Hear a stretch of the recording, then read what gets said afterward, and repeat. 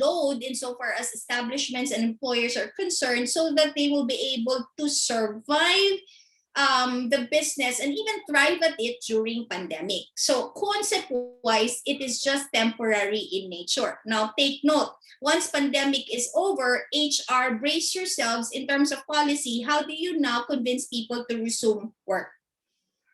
Kasi yun yung mga itatanong nila, especially if the functions that they were able to do during pandemic, kaya naman.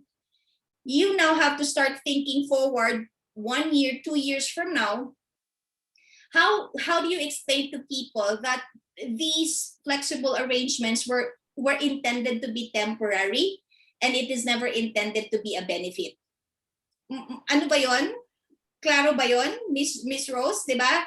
Kasi nakikita niyo why I included this? Kasi paano kung it's no longer pandemic, there's no emergency, there's no lockdown, but people have gotten used to working from home? How do you now revert the process and say it was never intended to be permanent? Temporary lang talaga siya. Correct. Kasi some people, di ba Rose, some people may argue, benefit na to doable na to ba't paiibahin? Correct. So this is why we're having all these labor advisories in application of what we know para ready po tayong sumagot. Kasi some people may argue, di ba may sinasabi na if you have been doing this as a practice, even if there's no written document, it becomes a law. Familiar? Yes. Yeah, that's right. Di ba? It had been in place already for quite a while and people had been used to it. It is automatically converted to a policy, even if it's written. Yeah, so some people will argue that, diba? Hindi, 2 taon na tayo dito sa pandemic, might as well have this as a policy because it's doable, it's workable. That's why I highlighted this. Because the law never intended to be that way. It was never intended to become a permanent policy. It was never intended to become a benefit. Yan po yung ginagawa natin today, application. Na-appreciate nyo ba? Mas madali kasi yun mas practical, mas alam natin i-answer and mas prepared po tayo to cope when the time comes that this all gets reversed. Because eventually we all would want that COVID goes away. Okay pa ba so far? O may marami ng tanong? Baka actually, ma'am, may marami mga questions, ma'am. Do we reserve it po ba na? Do we reserve it po ba for later or would you like to answer some of them? Ewan ko sa inyo, kayo mga host. It's a lot, ma'am. Baka mawala tayo dun sa flow. So maybe we could reserve. Rest assured, everyone, on the chat and on the Facebook Live that we are taking note of all your questions and clarifications. We shall get back to them in a while. Yes, para din yung special guest natin makasagot. Yes. But there were some insights already, ma'am, na the discussion is very good and correct and tama. And it's very, I saw an astig, sabi niya. It's an astig discussion kasi merong citations. So that's one of the insights or comments from one of the participants. I think Erica was her name. And then, some of questions na, marami na. They're also asking about the labor advisory and at the same time, to avoid confusion, they have some questions. But we have to pause the question or hold it for a while for later's discussion nga para at least everyone can tackle and mabigyan ng particular answers to put it on reality. Yung application kasi yung gusto nating makuha currently. Tama ba ako, Ma'am Daisy, tsaka Ma'am Ja? Oo, tsaka maganda yung questions you later, pero hindi lang ako sasagot. I have Miss Rose, I have Miss Janet, I have my surprise guest. All these people can answer for me. Wait lang, password. Oh, mute lang po.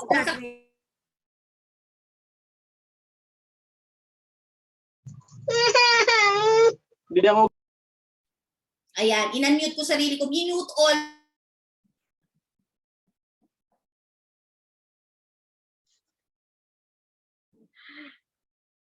Ma'am Daisy, nakamute po kayo. Yan. Okay na? Yes, ma'am. Minute ako ng host. Ayaw na niya ako magturo. Ma'am, sorry kasi parang ma-mute ko lahat. Para mabilis. Sorry po. Kasalanan No, ko. I'm just kidding. It's better to mute all, no? Pero for those that are participating, please just have the courtesy to mute it when you're not questioning, especially if it's maingay so that we don't distract others. Okay. So again, this is a temporary concept in nature. Now, I don't know how it will become temporary and how long. Hindi po akong gumagawa ng batas. This is a labor advisory. We don't know if it is something that they will become a benefit a year from now. I really don't know. But for to date, this is what it is. Okay? So wag niyo po akong tatanungin sa future kasi hindi ko po masasagot. Hindi po ako mambabatas na gumagawa ng batas. What I'm just merely telling you right now is from the concept of how it was initiated in March 2020 to date, it is temporary in nature. And it is subjected to the prevailing conditions in view of COVID-19. Now, what are some of those flexible arrangements that the law cited, no, that the DOL approved on? Reduction of working hours and work days. So marami yan, lalo sa F&B. You know, whenever I go out, go buy food in the restaurant, I make it a habit to question. Hindi nawawala yung pagiging HR ko. Tatanong ko, musta naman kayo dyan? Ilang araw na kayo dyan? Yun. So, you know, it's nice actually, you know, talk to them because you get some insights of what they think about. So mga shockers that I got was, Ma'am, yung dating sweldo namin was cut down to a third. Paano kami mag-survive? And then minsan natatakot ako magtanong kasi napapaiyak sila after because it's really hard because, you know, in order to keep the business afloat, some of them were given reduction of work days and work hours. But I always encourage them, it's still better because you still have work. Diba? Eh what if walang work? Mas wala. Diba? Mas maigi na may konti kesa totally wala. By the way, that is the purpose of these. So that employers will have an opportunity to be able to recuperate and recover from the economic hit that they got because of pandemic. Para lang to keep afloat rather than masara and everybody gets to lose their job. Work rotation, kasama din yan. So, employees are rotated, alternately provided work within the week. So, kasama yan. Dati ang hirap nun, pero now, it's being done. Sorry. Forced leave. Ayan. Employees are required to take a leave for several days or weeks. Now, utilizing their leave credits, if any. Mamaya na, marami ng tanong, feeling ko, pero mamaya, sasagutin natin, okay? Temporary for flexible work arrangements, ano pa? Transfer of employees to another branch. Normally, nangyayari to sa mga services, di ba? So, halimbawa, kagaya yung paborito ko dito, Pancake Molino, nagsara. Ma'am, nagsara. Hala, paano ka na? Ma'am, hindi. Since I am an employee, not a contractual employee, I got transferred to another branch. Ang kawawa po, yung mga hindi regular employee. So see, ang sarap makipag-usap when you're outside. If you're an HR practitioner, make it a point makipag-usap kayo sa mga workers so that you get to have insights outside your company that will give you reality touch. Kasi yun yung, that's why I get all these inputs now because I got this from them. So may mga nata-transfer to another branch. Sometimes the transfer can be brought about yung kung ano yung mas malapit ka sa bahay. Kasi, di ba, with the ECQ, GCQ, and all these Q, ang hirap physically to travel. So some of the things that were done was to save money, kasi nga pay cut na yung ibang empleyado, try to assign them to the branch they are close to. That way, it's a win-win situation for all. Assignment to another function or position. Ayan, take note, temporary lang to ha. Dati kasi, nato si Rose, di ba dati, when you are assigned to a function that is not your expertise, magagalit ka na. Am I being demoted? Am I being redundated? Ganun na ang first response natin, right? But during pandemic, it is allowable as a temporary solution because there are times when your actual work is not possible because of pandemic. So, it is just naman tama to be assigned with other functions temporarily because you're getting paid. Tama ba, Miss Rose? Tulungan mo ako dito, di ba? Kasi Yes, ma'am. dapat klaro yun eh. Kasi dati, di ba, ang concept is pag binibigyan ka ng ibang assignment which is not part of your function, pre-life of pandemic, you will raise a question mark. Di ba? Am I being groomed for success or failure? Diba? But in this case, hindi po tayo mamimili. Tama ba, Rose? Pero dapat good faith. Yes. Dapat good faith din. Hindi man pwedeng chef, ginawa mong janitor. Hindi naman yun makatarungan. When I say temporary assignment on functions, it's still related to their expertise and skills, pero we cannot afford to be choosy so much now.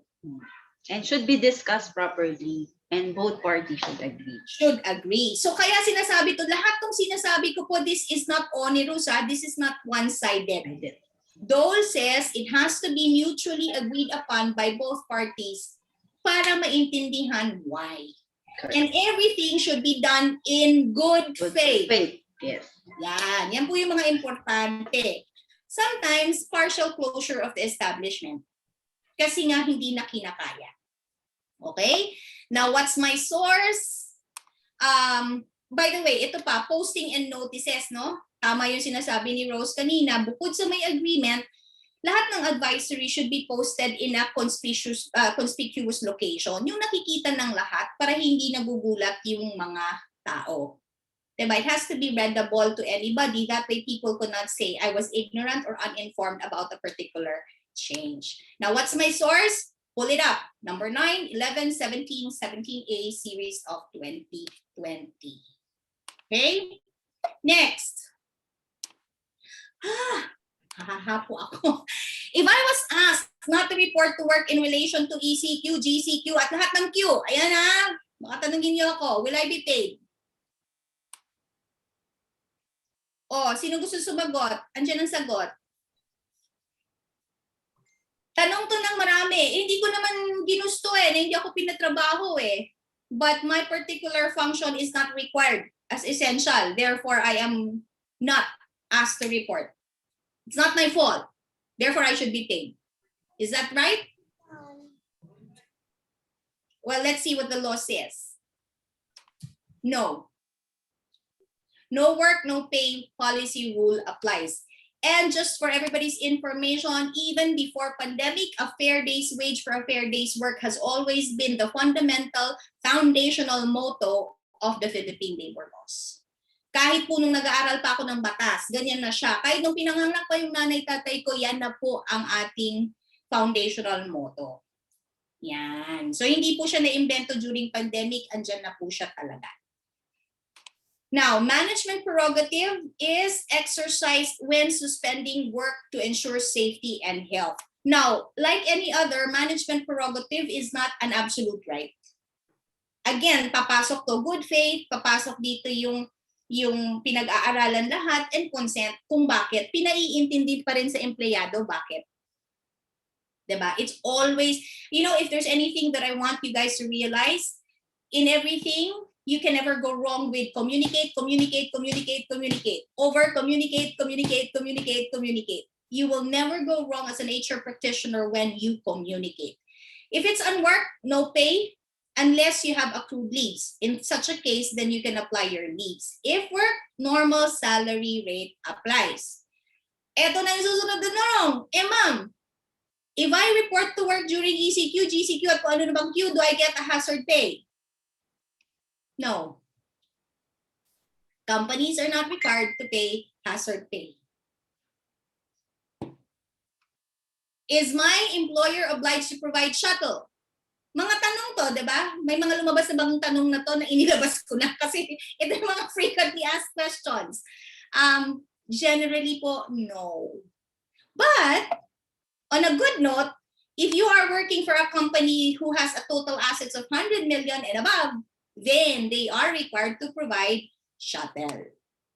Pero may mga disclaimers pa rin po. In case the companies are unable to sustain financially provisional shuttle services, then there are certain alternative arrangements that can be adopted, such as, but not limited to. So dito lumalabas ang creative juices ng mga HR. How do we go about it? Example, cost sharing, subsidized.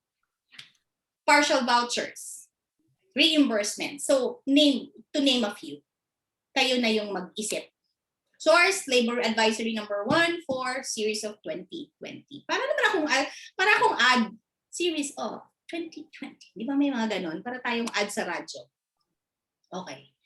Now, in relation to holiday pay, this has started since last year and then still ongoing with the latest Eid al-Fitr, di ba? May mga holidays tayo. It has never been changed since March 2020. The principle has always been the same for now. During pandemic and while there's pandemic, employers may defer the payment of holiday. Exemption is if there is a total closure or cessation of operations during a quarantine period, then we cannot force payment of holiday. That's the law, and you can look at that at 13A, 15, 20, 25, 27, 2020, 711 series of 2021, and more. Yeah? FAQ. Will I be paid during holidays during quarantine? Inuulit-ulit po natin para hindi tayo maguluhan. For monthly paid employees, sometimes, no? It's already incorporated in your pay. So, nandyan na siya, nababayaran na. For daily paid, again, no work, no pay rule applies unless you have benefits, diba? You have accrued leaves. Now, ito, prior pandemic, is always there. Some people kasi selective hearing, holiday pay, it's holiday, I get paid. May mga conditions po ito that has been existing even prior pandemic. If the employee is present on the workday immediately preceding bago the legal holiday or is on leave of absence preceding the regular holiday, then you are entitled for that. Now look it up under Bureau of Working Conditions on Wage and Wage-Related Benefits. Am I fast? Just doing fine, ma'am. Okay lang, ma'am. Tayong tanong, di ba? O, yan. It's a lot already at this point. Mama, marami na. Uwi na. Yung iba, ma'am, nagre-reserve pa ng question. They're jotting notes daw. Okay. Pasok kayo mamaya sa questions and answers, ha? Lahat tayo sasagot. Exclusion of quarantine period in determining, in determining the probationary period of employee. Sinama ko rin to kasi baka yung iba akala, hindi, 4 months akong quarantine, 2 months ako nagtrabaho, tapos magdedemand sa HR that I should already be regular by technicality. Wrong.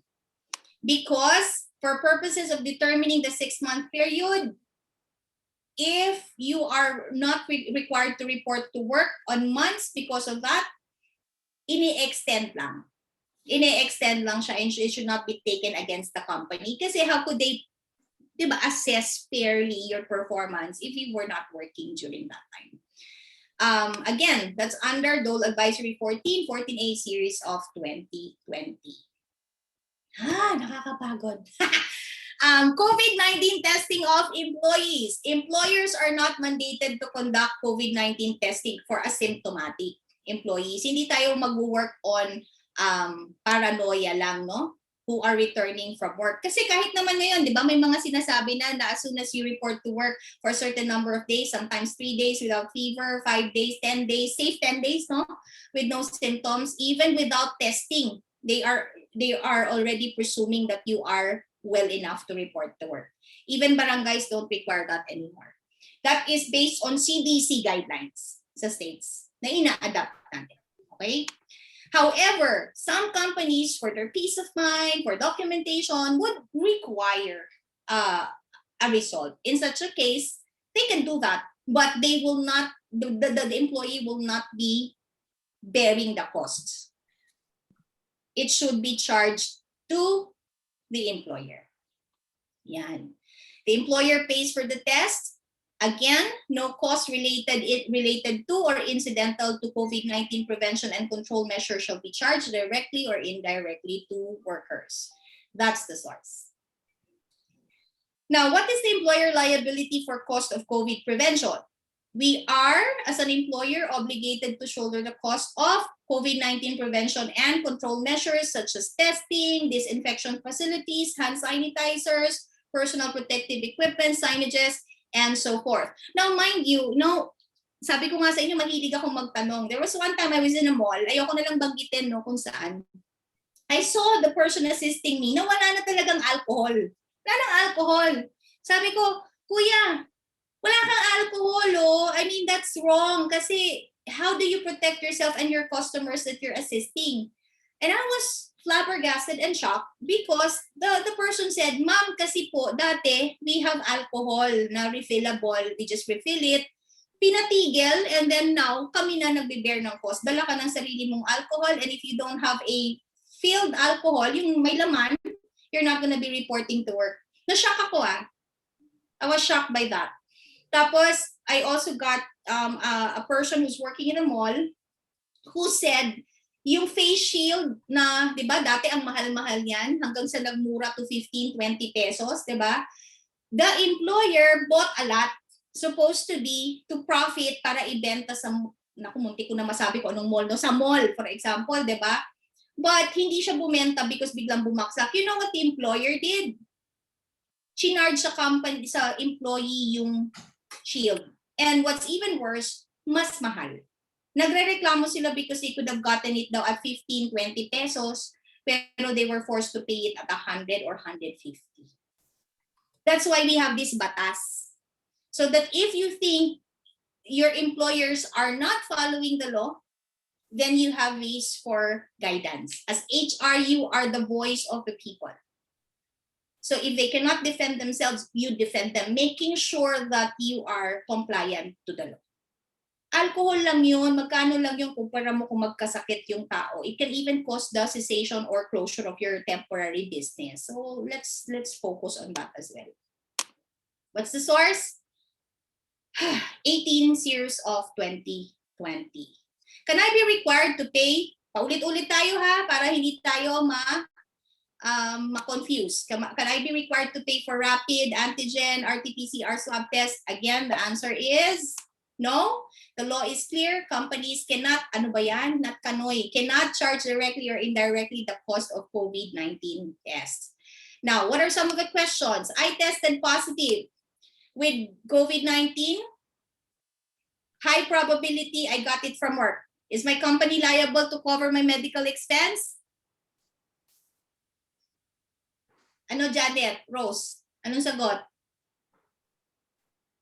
Should be no, because employers are already paying in advance the employee compensation for your SSS. And as long as the company has been compliant on all the protocols, the health protocols, then it should not be held liable for accession. Ang sarap.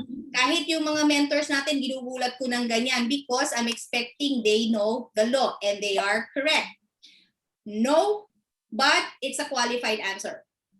No, if you're doing what is right. Narinig niyo yung sabi ni Janet, if you're doing what is right by amply, timely paying their SSS and PhilHealth coverage. Now, if they did not, then you can force your employer to shoulder all the medical expenses related to the infection of COVID because they were in bad faith. They were at fault. Di ba ang sarap tong pag-aralan ng batas kasi patas naman talaga siya. Source, yan ulit. Okay. I am on home quarantine because I was in close contact to a co-worker. Sorry, ano ba yan? Ang hirap talaga pag tumatanda, kahit nakasalamin, mali-mali yung tinatype. Who has or was suspected with COVID-19. Will the company pay for my salary during the said period? Rose! Ay, sayang. Tatanungin ko si Rose. Napindot ko na. Ang sagot po is no. The company is not mandated to pay you. You may, however, use your accrued leaves. Why? Kasi po, hindi naman siya special case. It's actually a case that's happening across the whole world. What is HR then required to do when an employee is tested positive for COVID-19? I added this in as a reminder in the guidelines for HR. Checklist nyo if you're doing this. And if you're doing this and more, kudos to all of you. Yes? You can require a confirmatory RT-PCR swab test but paid for by your company. And while waiting for the results, all employees that are suspected to be exposed or were exposed should immediately be placed on home quarantine para hindi na mag-spread yung disease. And of course, take the precautionary preventive measure of disinfecting the entire office. Now, if the swab test turns out negative, everybody can resume back to work immediately. Home quarantine is over. Inform the government agencies every step of the way. It is under Joint Memorandum Circular 2004 Series of 2020. Reduction of wages and wage-related benefits. An employer or an employee may enter into agreement. Ito yung mga pay cut, yung mga pumapayag minsan just to keep their work, but this is now not subjected to labor law. This is now going to be subjected under contracts. Kaya kinakailangan ito, right? But that contract should not exceed 6 months or depending on the period that they have agreed upon. If your company has union or collective bargaining agreement, then that rule applies. And if after 6 months, you want to actually revisit, then you can revisit those contracts, and a new contract that supersedes the old one can be done. Yes? Duties of employers. Provide the necessary company policies for the prevention and control of COVID-19 in consultation with employees. Maganda po lagi na may consultation na employees because there are things that we don't know about. That's why I do as a nature practitioner. I always ask kahit hindi ko empleyado because that's where you get inputs from the ground. No? Provide necessary resources and materials to keep both the employees in the workplace safe. That's our job. Implement safety and health programs at no cost on the employee. Hindi natin pinapass on yung cost. Designate a safety officer. Dati safety officer, normally nire-require yan sa quality, sa factory, pero given all these now, it's advisable to really appoint or hire a safety officer. Job lang niya is to keep abreast with the laws in relation to COVID and also to always be trained and retrained with regards to COVID-19 prevention and control measures. Mas maganda kung doktor, no? Ako lang naman yun, hindi sinabi ng batas. Ako lang yun, wishful thinking ko lang. Enhanced health insurance provision for employees. I think by now, yung mga insurance company naglagay na sila ng mga add-on, diba? Yung mga HMO, may mga add-on na sila that covers COVID, unlike last year where everybody was shocked. And again, encourage hiring people from the local community because that makes sense and that's more win-win and more financially, I think, better pag mas malapit dun sa workplace. Put up a COVID-19 hotline where people can actually do telemedicine. Ensure, ayan yon, telemedicine services kasi it's hard if they're gonna be, if it's kasama naman with your HMO contract, which it's allowed. It's like your normal consult in the doctor, but now it's telemedicine more than face-to-face. So if you are in the process of renewing your contract, or even if you are in the middle of a contract with an HMO, maybe you can use this as an upgrade or an offset of what you currently have. Kung hindi kayo ready noon sa COVID, then maybe now you can have those negotiations and renegotiations in place with your HMO providers. Ensure compliance with protocols established by the government. Source, ayan. Ang dami po. Okay. Konti na lang. Kaya pa o mamaya na itong latest trends and developments? Kaya pa, ma'am. Okay. Latest trends and developments in relation to special issues in the Philippine employment law. The reason why I cited all those advisories because we need now to find out ano naman yung mga sometimes nangyayari in terms of wrong application of the law. So ito yung mga lumalabas na controversials or special issues in relation to the law.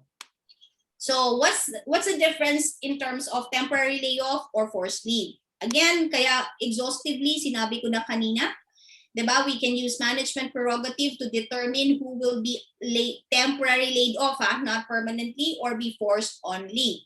But such an arrangement done in good faith must have valid and justifiable grounds, legitimate business reasons, and not for the circumventing of the rights of the employee. So before we went online, binibiro ko yan sina Rose, diba? Even if an employee sometimes may be administratively hard to manage, you cannot take that person and be against the person and make that person to be the first ones to be forced on leave.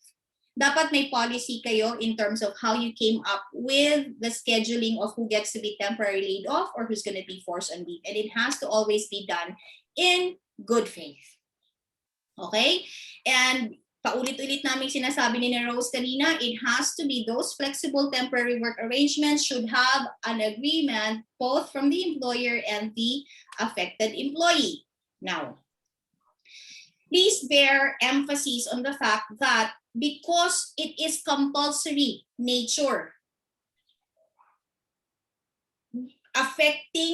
directly impacting and affecting employees, diba, who must need to do this. Again, uulitin po namin paulit-ulit, it has to be good faith, legitimate business rationale, and would have to show fair and reasonable criteria. So if you are laying off people or forcing them on leave, HR practitioners, make sure you have a written signed off document to cover yourself. Kagaya ngayon, magandang pinopost yan, magandang niro-roll out yan, that way people understand na you're not taking it personally against people, you don't practice preferential treatment, and you're actually practicing equal rights on people. Employers' right to refuse to unsafe work.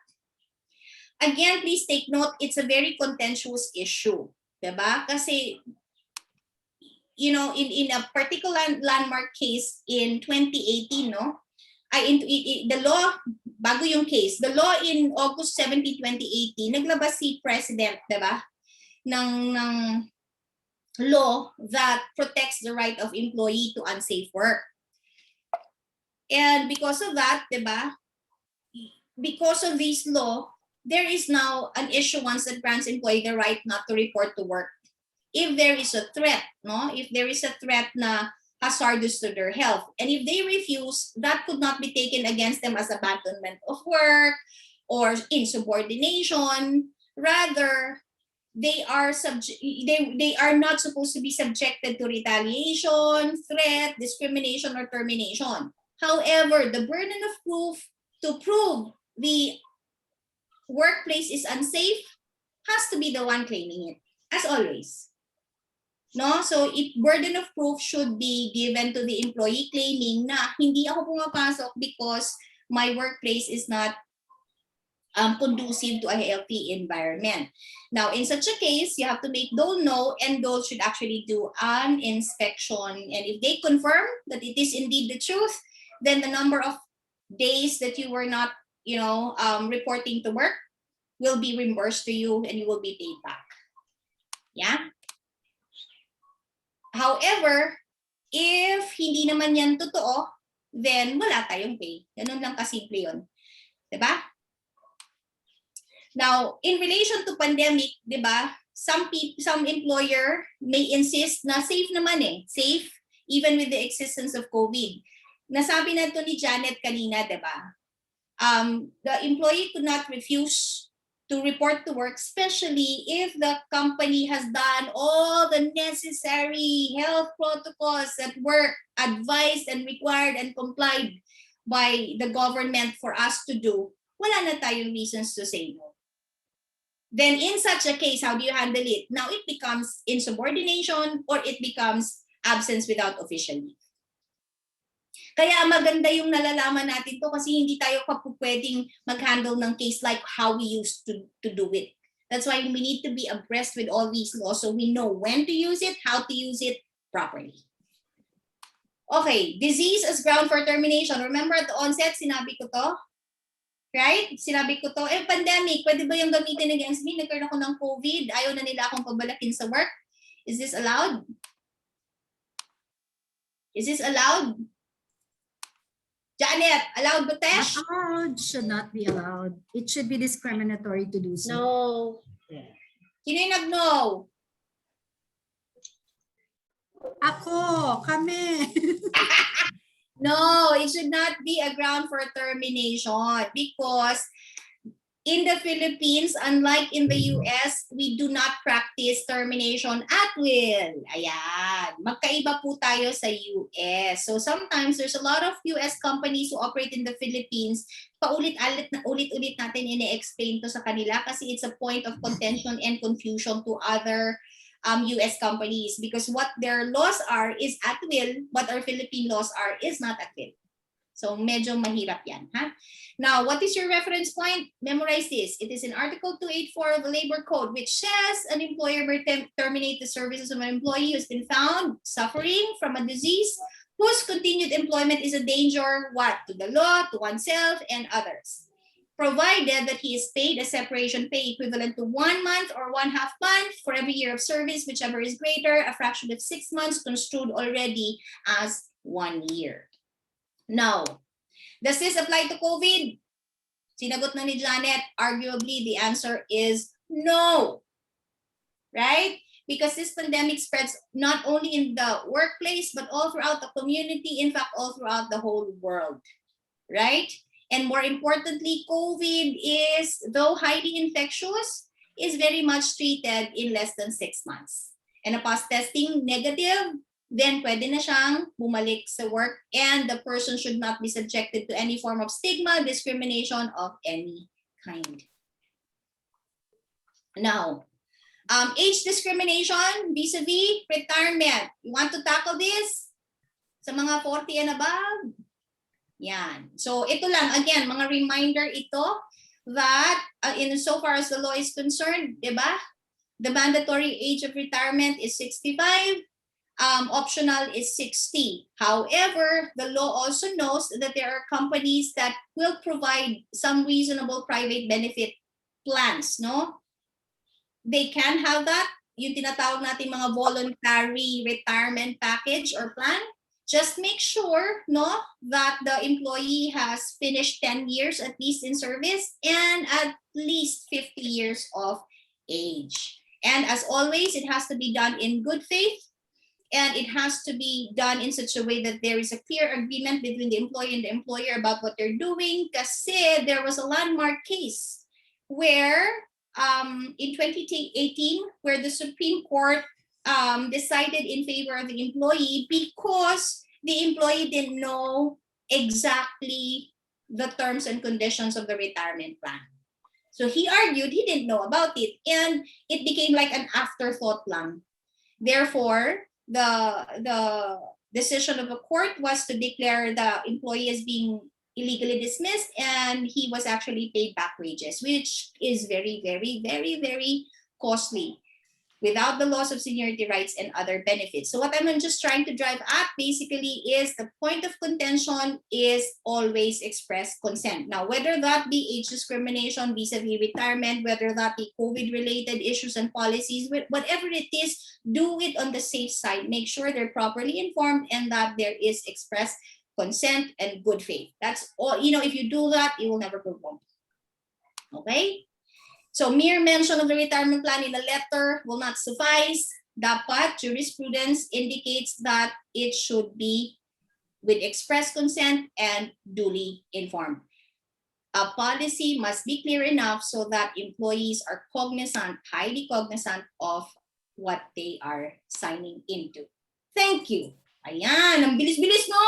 Yan lang, kasi you were That's such an amazing presentation po, and actually a lot of our participants are asking if they could be given a chance to get a copy of this presentation. So really up to you, ma'am, however they are all managed that.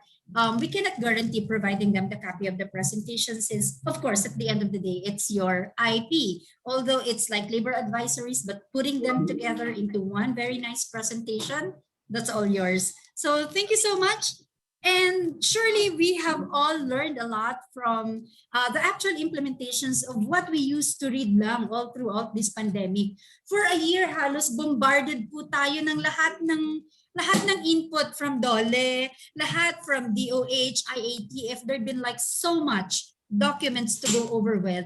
And today's quick presentation, Miss Daisy have put all of them together and made us all realize how to appropriately implement all of these advisories. So thank you very much, and salute, ma'am, really, for all of this that you have given us this afternoon. So, Miss Neri? Ang Yes, ma'am. daming Sorry, nag-acknowledge ng thank you, Ma'am surprise Daisy. panelist ko! Para masagot na natin ang mga tanong. Ayan. Ready na. Question Hey, and there's a surprise guest.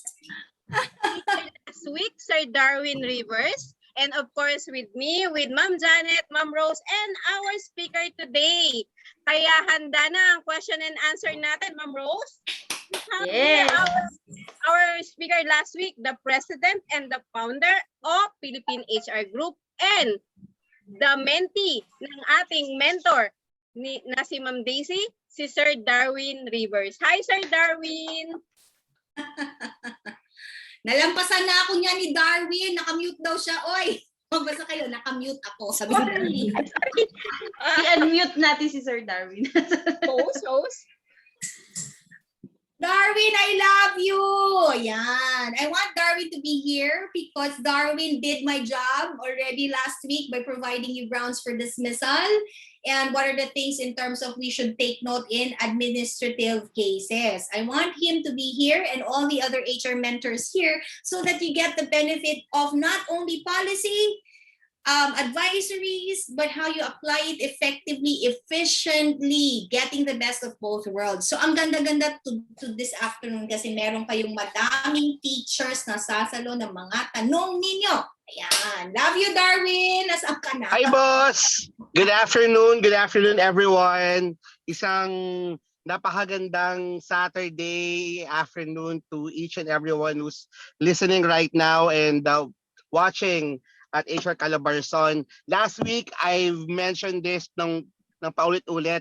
You need, for all of you guys, you need to really stay tuned today because our speaker is my very own mentor when it comes to ERLR. And we're very privileged to have her join us today. So, hi, boss. Hi, I'm actually on the road kaya wala akong video. Hoy, But nagdadrive ka ba? Safe ba yan? Yeah, nag-park naman po ako, so it's safe. I love you, Darwin. No, because the reason I wanted, well, first off, he's always just really being kind. No, he has long surpassed me already. That's not true, boss. You're very much an inspiration to all of us. Magaling yan si Darwin, and I want him to answer together with me and everybody because you guys lost time last week. And I don't want to rub that off. Lalo, I'm so proud of him and all the people here. Kami na yung kumbaga pa-retire na in such a way. And I want you guys to really, really get the benefit of our experience, but also get the benefit of having these mentors, great mentors na definitely, lalo si Darwin is a visionary ahead of his time. He did the PHRG 10 years ago. Hindi ko yan naisip niya. So imagine now you have that all together. And I don't want to answer questions in relation to last week nang wala siya. Kaya gusto ko siya nandito. Okay? I love you, Dar! Thanks, boss. Love you too. I'm just here to support. Okay. So let's question start mo. the first question, Ma'am Rose, Ma'am Janet. All right. So there's a lot actually. I think we start with the basic, which had been like a question of most of the HR practitioners and the employees alike in today's webinar. They've been all asking, a lot of them have been asking on two different scenario po. Actually, three. On swab test related questions, para makapture ko po yung mga questions ng iba, no? One actually asked, ang swab test po ba should be covered by the company? So yun, walang situation, walang scenario na binigay. On a different scenario, nagtanong yung isang participant natin, required po ba or tama po ba na i-require as pre-employment requirement ang swab test? And number three, on a different scenario naman, kapag po ba ako ay naka-acquire ng COVID dahil nahawaan ako ng relative ko, si company po ba yung mag-shoulder ng swab test or ako? So tatlong situation po siya, ma'am, no? All related to swab test. So Miss Daisy? Kakaloka. Darwin, ha? Mag-take note ka. Pag mali ako, ito sila. Well, first of all, we're not here to find blame whether saan nakuha. Kasi, especially for a family na, ako personally, my parents undergone that last March, no? Siyempre, the first tendency for us is to find who to blame. Kasi the next on finding who to blame is being accountable. Pero that's wrong, diba? Because COVID is affecting every one of us. Whether that be at Agreed. home or whether that be at work, lahat tayo lumalaban dito and we're here to battle these together. Now, yung kaninang exam sinasabi ay tanong, basta magpapatest ka. Well, qualified ang sagot ko doon. Kung gusto mo lang magpatest kasi napaparanoid ka, Dahil gusto mo lang.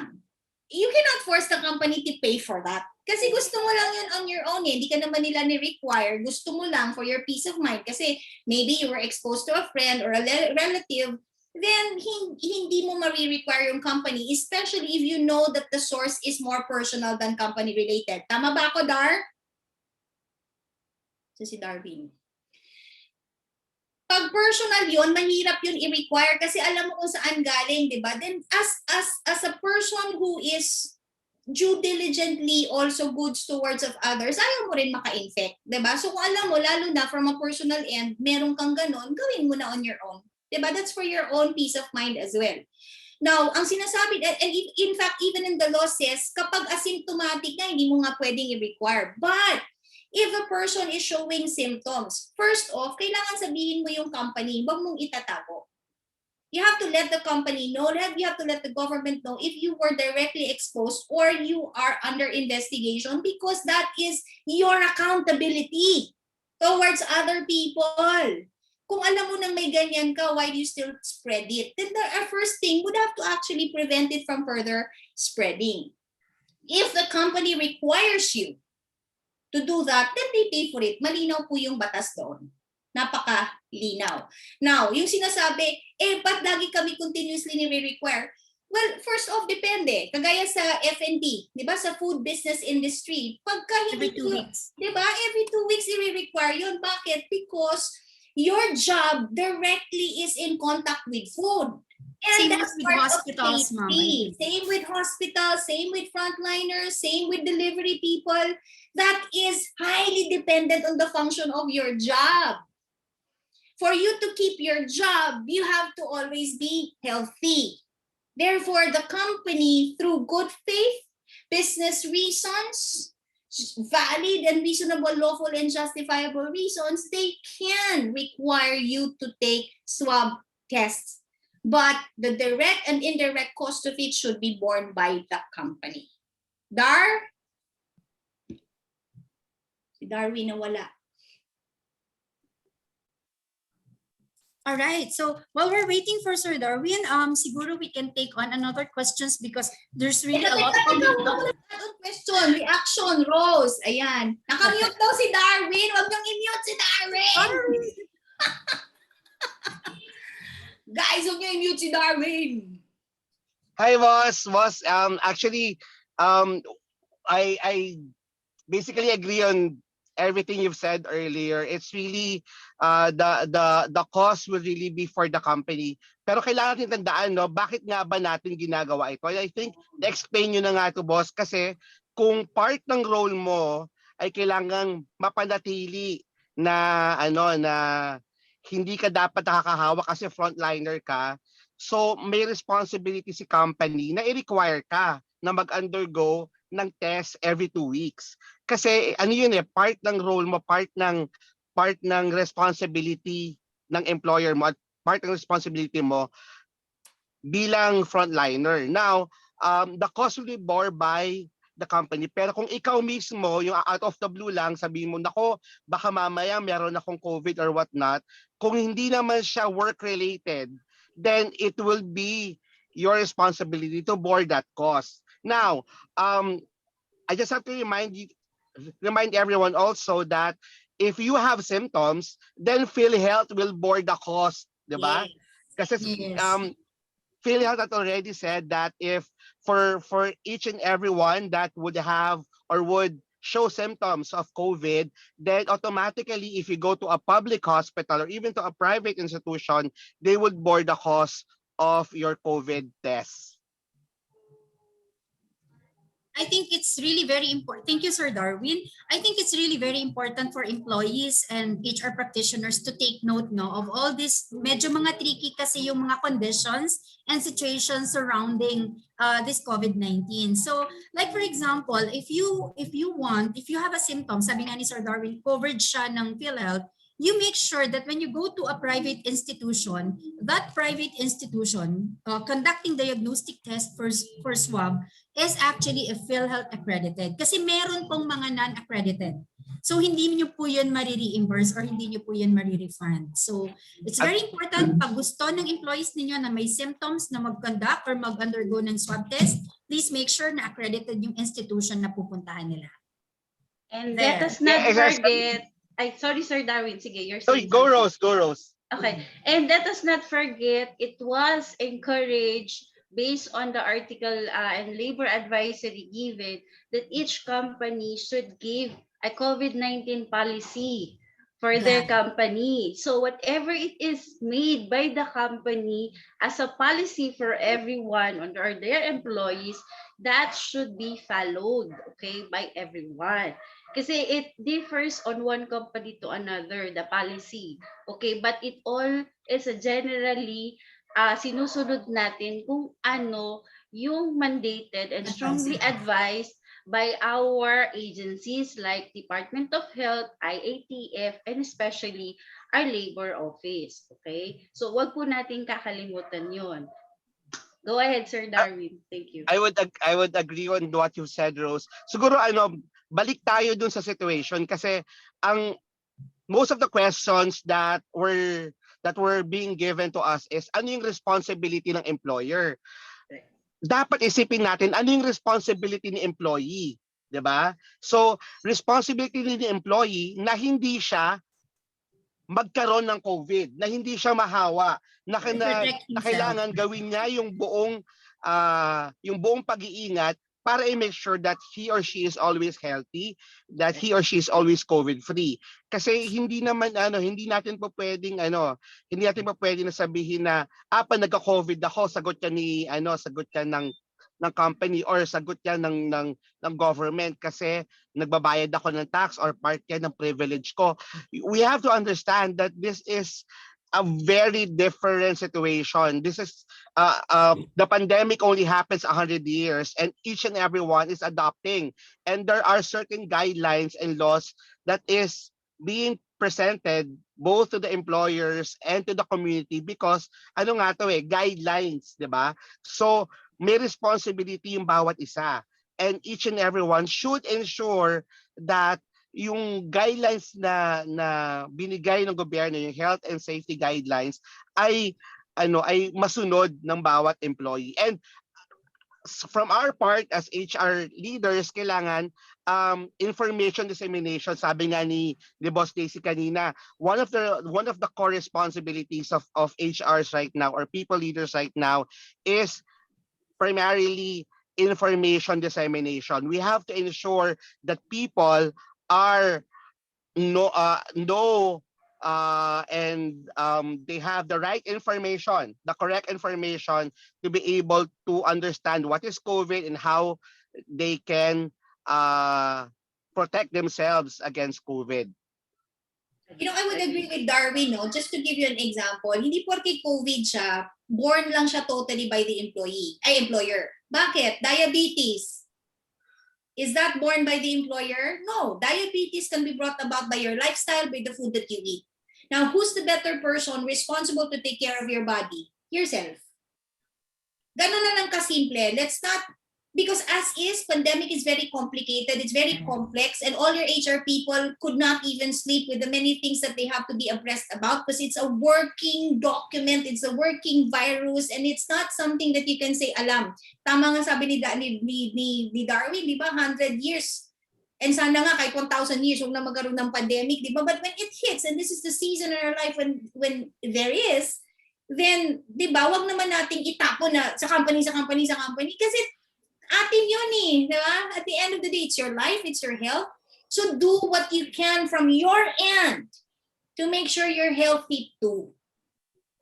Yeah, I think the beauty of today's presentation, the beauty of today's talk is that it opened our eyes to a lot of things. No, on the HR practitioner perspective, if you're an HR practitioner and you haven't done your COVID policy in the workplace just yet, Gawin Don't na. worry because it's not yet late.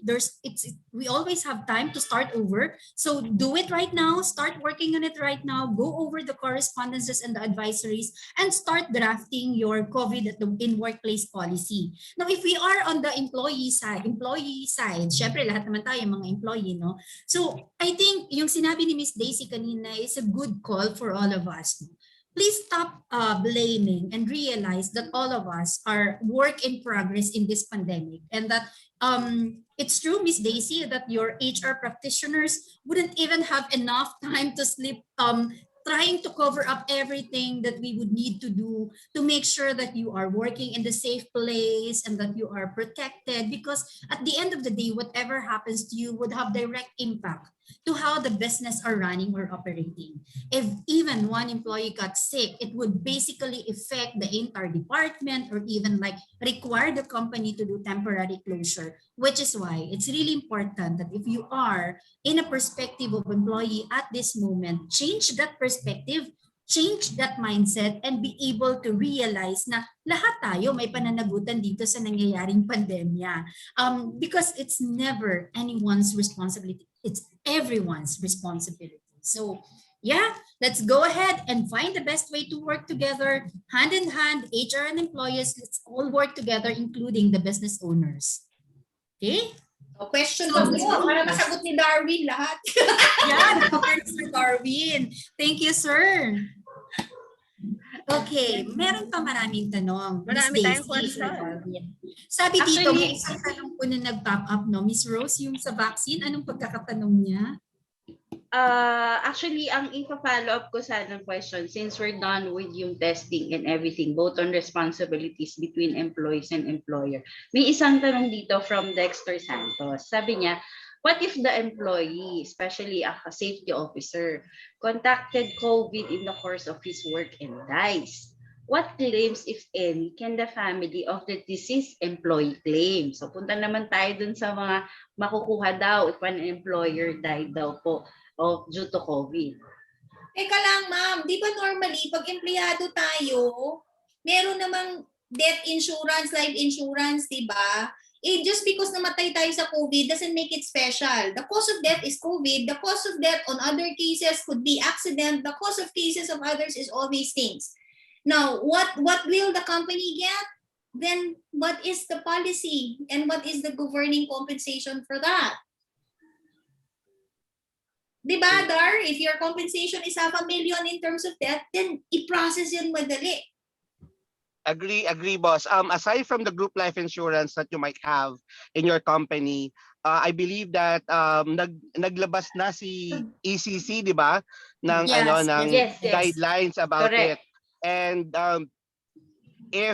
and part of the guidelines is if the said injury or sickness was really proven that it was brought about by work, then there are certain benefits that ECC can provide to the employee on top of what the company will be providing through their existing group life insurance policy. At ang role lang naman ng HR dyan is to ensure na lahat ng documentations na kailangan nung empleyado or nung family nung empleyado ay matutulungan para sa pag-apply ng ECC benefit. And I would agree do sa sinabi ni Ms. Daisy, no? We're looking into yung end game pero hindi yan dapat ang iniisip natin. Ang iniisip natin, paano ba natin mape-prevent? Kasi nasa prevention tayo. We need to make sure that we prevent things, those things happening. And death because of COVID is not something, it's not something that your employers are expecting to happen inside the organization.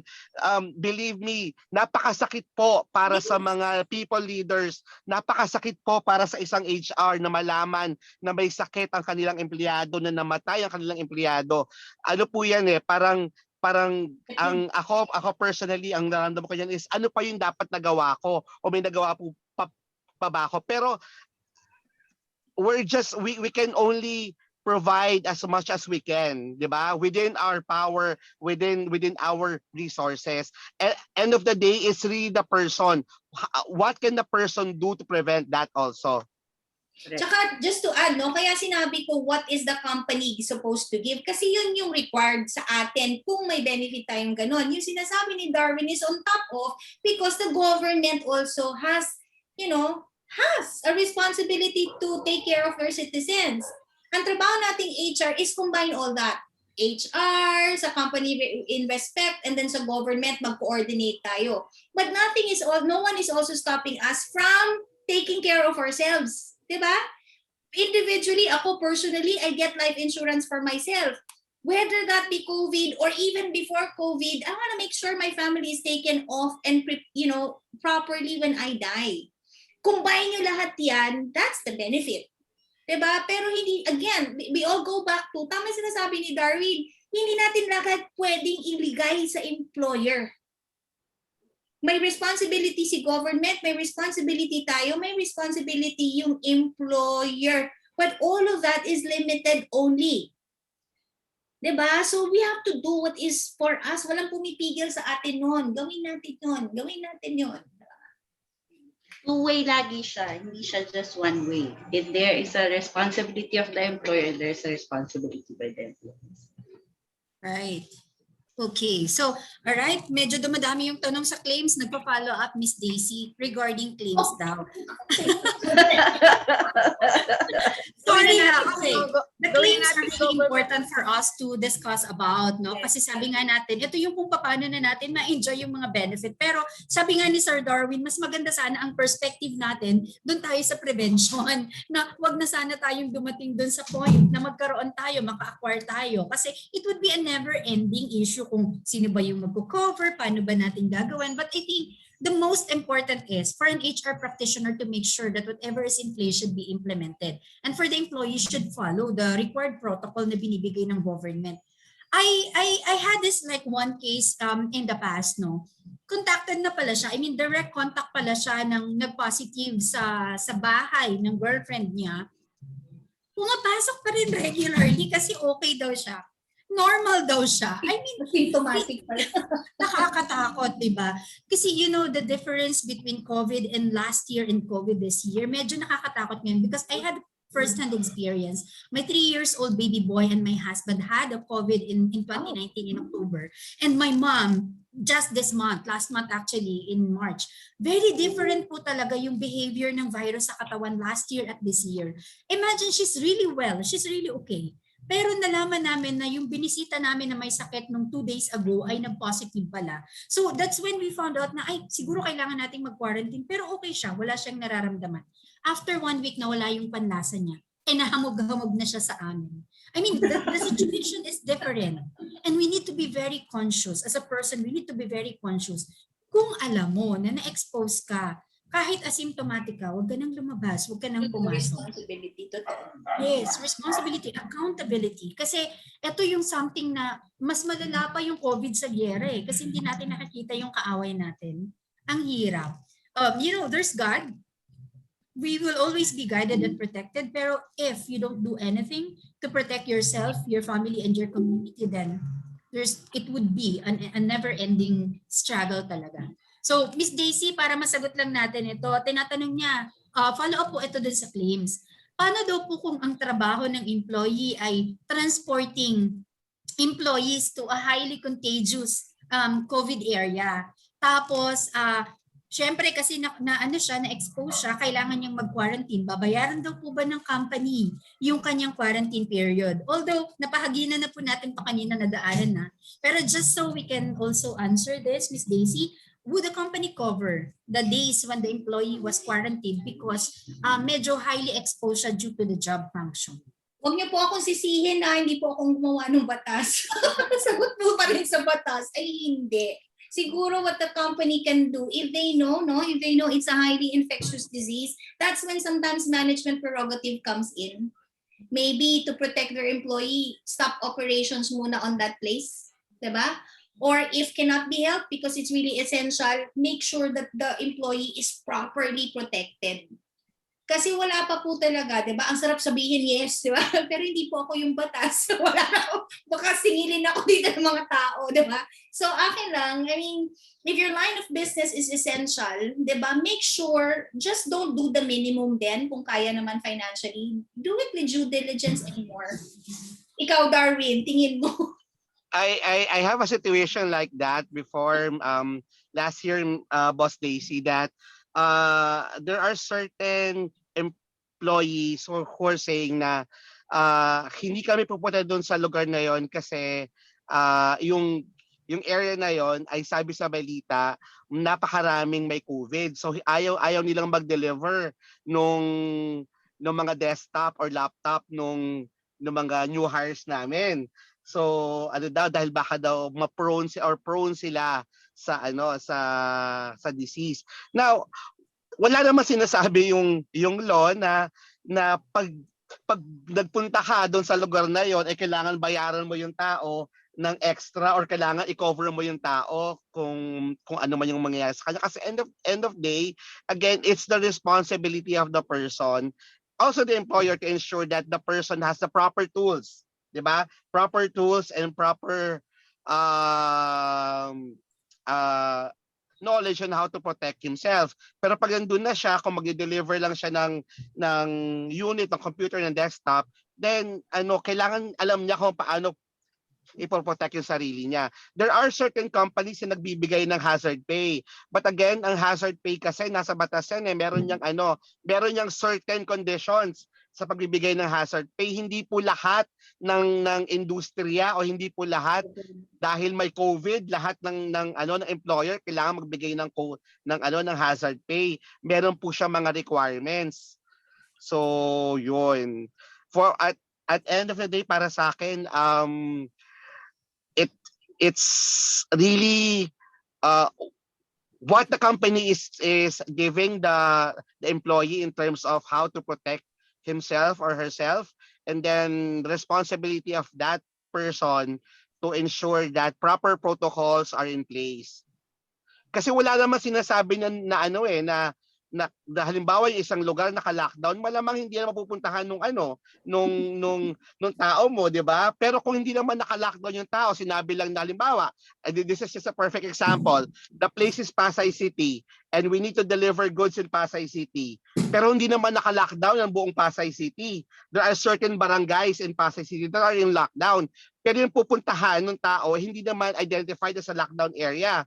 Pero yung messenger namin o yung nautusan namin, ayaw niyang pumunta kasi sabi niya yung sabi sa balita ang Pasay daw mataas ang cases. Di kung right, so kung mataas ang case, iba yung mataas ang cases sa naka-lockdown. Tama Si Darwin. Tama yun, Sir Darwin. Diba, sa government naman, pag highly infectious talaga, diba, even a subdivision or particular barangay is closed down or locked down for a time period para wala nang papasok, wala ring lalabas. So tama si Darwin, diba? We have that government agency to do that, diba? In short, kung ina-expect niyo yung company to act in good faith, employees too should also act in good faith. Diba? Kasi sa totoo lang, kaya may nagtanong bakit walang hazard pay. Again, tama si Darwin. Merong specifically conditions to require a hazard pay. And besides, yung COVID kasi, lahat naman hazard. Diba? Meron ka makikita, hindi lumalabas ng bahay. Nasa bahay lang. Biglang nagka-COVID. Kasi ang hirap mo namang i-define what qualifies a hazard pay given what we are battling with, which is unseen. Kulang na lang lagyan na natin ng supot yung buong bahay, lahat na lang. Dati ang sarap-sarap mag-grocery, di ba, Darwin? Pilit-pilit, lagay sa cabinet. Ngayon sa akin, pag nauumay ako when I see grocery, natatakot ako mag-grocery, pero kailangan kong gawin because we have to eat. Why? The amount of work I need to do, huhugasan mo, disinfect mo, pagod ka na, right? So, all I'm saying is, it's also unfair to require a hazard pay against an enemy or a hazard that none of us are equipped to even handle. I think it boils down to the fact that we need to properly communicate to our employees ano yung mabibigay ng kumpanya, ano yung naayon sa batas, at ano yung responsibility nila. Kasi kung hindi nila alam yon, doon nagkakaroon ng race na ay nako dapat ganito yung binibigay nyo, ay nako dapat meron kayong ganito. We have to remember people will ask a lot of things. Kaya nga 'di ba hindi rin maganda yung minsan nagpapa-FGD tayo kasi it open up sa can of forms at hindi tayo ready. At it will really depend on the facilitator kung paano niya i-handle. Similarly, Nalamon ka ng discussion, ano?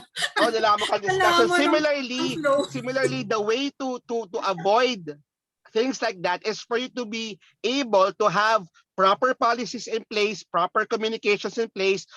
What is the government providing? What is the company providing? What are the responsibilities of the employees? And how can we work together as one to be part of the solution and not as a problem? Yeah, I think Sir Darwin, it will help din, ano, if I may share my experience in Bricks Power. What we do is we release regular newsletter to everyone relative to COVID. So malaking tulong po siya para na-arm sila regularly, na-update din sila. May bago ba ngayong week? Ipapasok namin siya dun sa newsletter. And then we also have like part of it kasi syempre virtual, medyo boring, di ba? Lahat naka-work from home. Ang ginagawa namin, nag-create kami ng mga games na pwede nilang sasagutan pero COVID-related pa rin. Just Correct. to equip them with information. Sabi nga ni Boss Daisy kayo, di ba? At these challenging times, over-communication is a norm already. Di ba? Correct, You need to correct. overly communicate to your employees. Sobra, yes. Sobra. Agree. Yes, sir. And the communication is not just from the HR side, from the management side. Employees also need to inform their employers, their HR, or their immediate superior perhaps to be relayed to their offices. Okay? Kasi if they, it's only be just one-sided, so mahirapan yung communication. It should be always an open communication to both. Yes. Honestly, sa amin din, Sir Darwin, Ma'am Daisy, hindi lang yung kagaya ng ginagawa ni Ma'am na newsletter. Meron din kaming video na lumalabas sa TV namin doon. Bukod sa meron kaming everyday newsletter sa bulletin board. At bukod po doon, nagbibigay din kami ng monthly COVID-19 kit para sa mga employee kagaya ng alcohol, face mask, Care kits. vitamin C, na to the point na makakatulong kami sa kanila, lalo na nasa food manufacturing kami. Yun, sa food industry, importante. Correct. Tama yun, Ma'am. Correct. So you just really have to be very creative, no, HR leaders. Yes. Alam niyo, kulang oras niyo sa amin ni Darwin. Actually, Ma'am, Ma'am 30 minutes. Daisy, tutok to kay Sir Darwin. Sabi niya, Nedy, hindi ko talaga mahindian si Ma'am Daisy. Mahal ko yan eh. Sobrang mahal ka rin, Ma'am, niya, kaya hindi siya makahindi. Mga ma'ams, mga ka-HR, Sir Darwin and Ma'am Daisy, additional inputs lang po from Ms. Jasmine Lim. Sabi niya, regarding lang yata to sa benefits. Sa case po namin sa hospital, ang business, may allotted daw po si DOH na cash assistance na which Correct. currently may nakapag-submit na sa mga staff namin ng requirements needed. So for those who are in the hospital setting Praise or God. industry, so please go to your HR para ma-process nila yung requirements for the cash assistance. Ayan. Ma'am, salamat dun sa info. At saka mga ganitong information, maganda kasi you can post it in, a PHRG, you can base it in HR Calabarzon because at least specifically, tama naman DOH yun. They should protect their own, they should protect their frontliners. And if there are additional benefits, I guess siguro ang sinasabi namin ni na Darwin and all the panel is, there are minimum benefits being required by law. But if your company is generous, capable to give far more than what is required by law, by all means, that's what the HR program is about. Kesa inuubos natin yung oras natin sa mga engagement na ngayon hindi possible ay lahat digital, then come up with a creative activity and additional benefit packages that could be able not just to help the employee, but also will transfer even protection to the quality of life of their family members. Kasi pag isa rin sa pamilya nila apektado, pati naman empleyado mo apektado, panay-panay nga alaga mo sa food industry. Pagdating naman sa bahay, yung isa walang ganong protection yung isang member ng family niya na hindi mabait ang employer. You know what I mean? It's still an exposure. So I think what we're trying to say is this is now the time. Ang maganda dito, wala pang best practice. Diba, Darwin? Ngayon, gumawa kayo ng best practice. Kung kayo naman ay HR, binigyan kayo ng leeway to be creative, you have budget. Then, come up with very reasonable, good programs. Kung kulang pa rin yung budget mo kasi sa fiscal or calendar year, isa lang, edi kuha ka ng konti dito, add mo dito, hindi naman ito nagagamit, lagay mo dito. Ganun lang yun, that's our job as HR. So ngayon, masusukat kung paano tayo ka-creative outside the box. Correct. Okay, so bigyan natin ng additional problem yung mga HR practitioners natin. Sa tanong ni Miss Erica Lim dito, ma'am, baka yung nagiging problem kasi natin, it's right, Miss Rose, no, it should be a two-way communication. Pero what if one party is not true to what he or she is trying to communicate?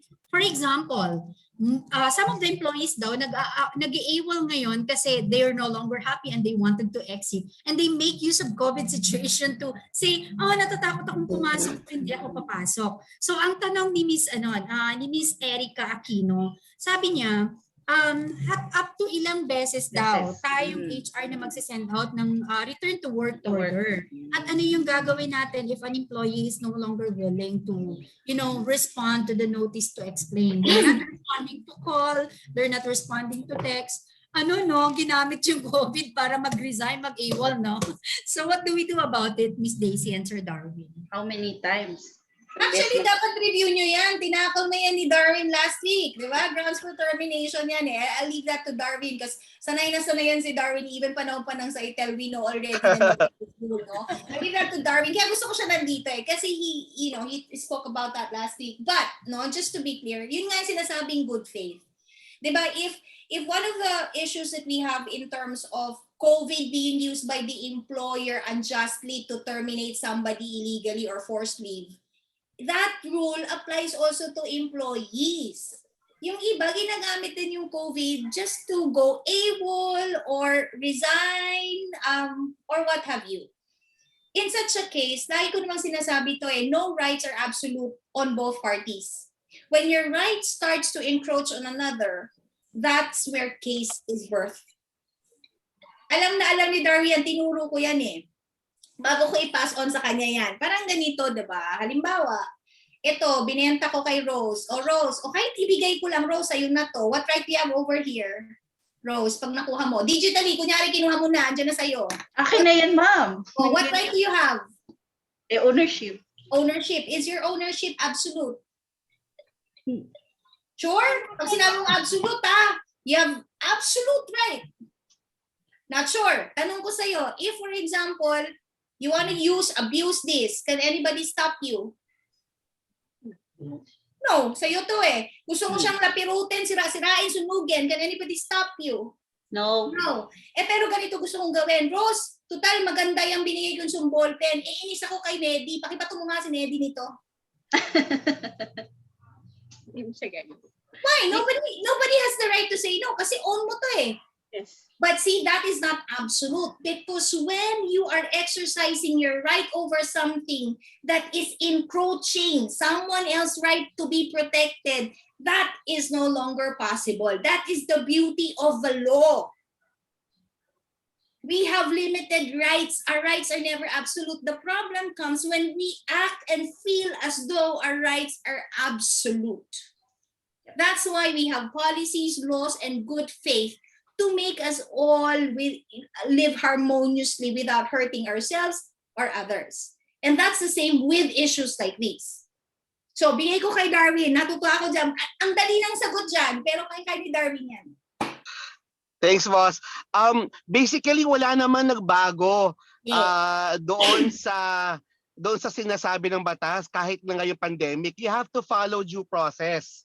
Diba? Hindi porket nasa gitna tayo pandemic, bago yon. So you have to ensure that you follow due process in reaching out to the employee and providing notice period to the employee kung for him or her to explain bakit siya AWOL. Now, before doing that, I would suggest this. Reach out to the employee kasi baka naman talaga lumipat ba siya ng bahay. Kumbaga, do everything in your power to exhaust everything to understand or know the whereabouts of the employee and what is happening to the employee. Now, if you've already exhausted all means, then you follow due process. Diba? Send an RTWO if the person did not reply. By law, you're just required to send it to the last known address of the employee. Make sure that you're properly following what is required, diba? You send it via registered mail, and supplementary you send it via courier. If you want to send it via email, that's also part of the supplementary evidence that you have exhausted everything to reach out to the employee. Now, if after doing all of this, hindi siya nag-reply, then that's a time that you sent out a notice of termination due to AWOL. So wala po talagang nagbago. Hindi porket nasa pandemic tayo, merong excuse employee na natakasan yung responsibilidad niya. Kasi abandonment of work is really a response is a grievous offense. And the reason why the employer has trust to the employee na gagawin niya yung trabaho niya kasi it affects the business kung wala siya, then karapatan po ng employer na i-terminate siya legally. So just follow the due process after exhausting all means to reach out to the employee. Okay, so clear po yun mga ka-HR. Take note yung sinabi ni Darwin, ha? Yun yung kaya hindi ko na inulit yung mga ganun. Kasi hindi naman masyado pong nagbago ang batas. What grounds for termination, whether just or authorized, remains the same. Hindi po dahil pandemic nagbago. Diba? So, ang tinuturo po natin dito is the latest advisories that greatly affects how we handle cases. We now have to give application that is realistic, di ba? Para at least we know how to do it. But the changes in its sense, tingnan nyo, hindi naman ganun kalaki. And tawag sila two notices rule.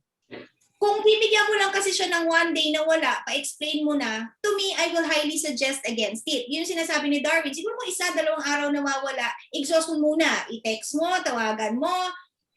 Kasi hindi pa siya grounds for AWOL, which is not yet grave offense. Kumbaga absence lang siya, diba? If I were you, use the first 4 days of that person not reporting to work, exhausting those measures na sinasabi ni Darwin, tawagan, i-email, kung kaya mo mag-house visit kasi malapit lang sa bahay nyo, do so. I don't know what you would want to do, diba? But at least the first 4 days will give you a chance to do preliminary investigation if there is merit. Now, if after exhausting all that, naka5 araw na ayaw pa rin talaga pumasok, then pasok yung AWOL mo. And absence without official leave is by law, by policy, a terminable ground. And how many notice do you need to do? 2 only. 2 notices rule. Gawin mo yun first, ayaw pa, terminate mo na. 3 notice. Tama naman. Hey, ma'am, Okay. ako, sa amin nangyari yan ngayon. Ngayon lang, last year actually, kaya meron akong NLRC case. Last na pasok na is March, kasi hindi siya pumasok kasi daw may COVID. Ayaw raw siya papasukin ng tatay niya. Pero nalaman namin, nag-grab pala siya. Way back September, to be exact. Wala kasing COVID sa Grab, ma'am. Kasi moving naman. Sabi pa ni Casey na hindi tayo pwedeng mabuhay doon sa takot lang natin. Yes, It has to be grounded within what have we done so far to protect everyone. Baka And pag naman nakikita natin yon, wala silang dahilan. Ano ba nakakamatay? Gutom, di ba? Yes, ma'am. Yes, ma'am. Wala tayong trabaho, wala tayong pangkain. Diba? Totoo yan, ma'am. Salamat pa rin tayo. Count your blessings. You know, there's still a lot. You know, if you have a job, praise God. That means you still have food. Amen. I'd rather have counting food than no food at all. Yes. At least if you have a job, you have HMO, you have PhilHealth, you have all these things. If you don't have nga, mas problema yun mga kapatid. Pero actually, Miss Daisy, most of the employees are actually asking, no, how the manner as to how we implement yung mga policies, such as, for example, may isang nagtanong kanina, pag naka-work from home daw sila, ginagawang 50% yung kanilang sahod for that day na naka-work from home sila. Is that legal? Parang Kasi- hindi naman tama. Diba? Paano yung makatarungan ninyon? Tama yun. Mas mahaba trabaho sa work from home. I mean, kami, bago pa ang pandemic, ang management, ay pa-doktor. Pagising mo sa umaga, na natakot ko hinginig ka na kasi ang dami-dami mo ng email. Matutulog ka, konsensyado ka pa, parang guilty-guilty ka, tulog ka ng 2 oras. Totoo po, parang 24/7 tayong gising. Pagka natakan ka pa ng sermon ng mga global, grabe, parang tao din po, walang karapatan. Diba? Pero lagi kasing sinasagot sa'yo, you're part of management. Right. Hindi pa kami may buhay. So, I mean, even before this pandemic, the work from home arrangement, a lot of people think it's a benefit. No, it's not. Diba, Dar? Hindi. Yes. Kasi pag work from home ka, ang tendency feeling nila, ay, hindi ka naman umaalis, so dapat nasa bahay ka. In fact, they give you more job. Pagka nasa work from home, kasi feeling nila, Nasa bahay ka lang. ako alam nilang daw ginagawa sa bahay. So, hindi naman ata fair yon. Pero given the pandemic now, work from home is not a luxury, but it's mandated by circumstances. It's also unfair not to pay. Kasi in-arrange mo yun, di ba? Sinabi naman temporary in nature, in-arrange mo yun, pinayagan mo eh. Therefore, the assumption is it's a high trust environment. Unless proven wrong. Unless proven wrong. Halimbawa, output-based mo na lang. Oh, hindi 8 hours, wala man lang nagawa kahit isang response ng email. Eh, ibang kaso yon, di ba, Dar? Yes, I agree. And ano yun, boss eh? Oh, I mean, mute nyo na naman si Darwin. Kayo minumute nyo si Darwin. Bakit hindi ko siya ma-unmute? Darwin! Yeah, hello, can you hear me? Yes, Hello? sir. Yeah, Yes, tayo.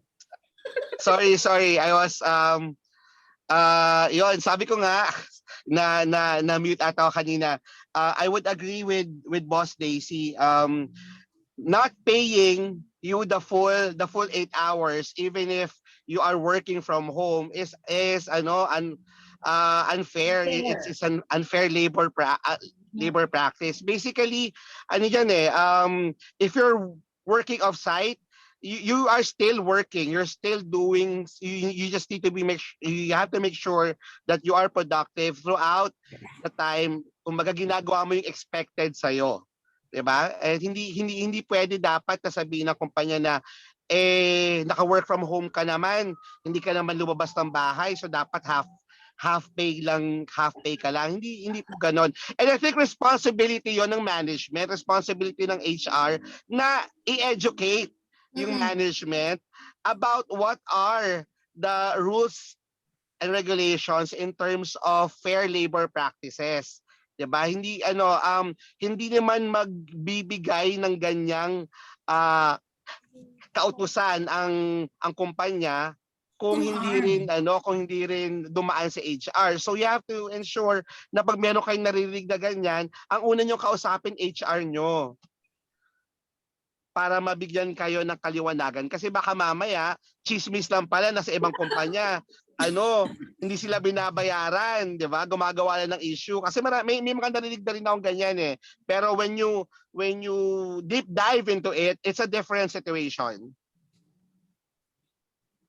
Sabi nga, nag-iba daw po talaga ngayon yung sitwasyon. Di ba before yung pandemic, nilalaban pa natin yung telecommuting, yung mga the right to disconnect, everything naging blurry lang yung line eh. So siguro most of us HR practitioner could relate na medyo, ay, paano ko na nga ba ipoposition ng sarili ko when it comes to like implementing and developing policies that would correspond to all of this, no? Naging tricky talaga siya. So sabi nga ni Sir Darwin, pag may mga ganyang issue, always go back to your HR and discuss with them. Hindi naman mariresolve yung mga bagay-bagay, yung mga hindi malinaw na issues pag hindi natin inupuan. According to Miss Daisy, communicate. Huwag mapagod na mag-communicate. Okay. Actually, marami pa tayong mga tanong. Miss Rose, ano pa po yung mga na-capture natin? Wapo na! Kawawa naman si Darwin.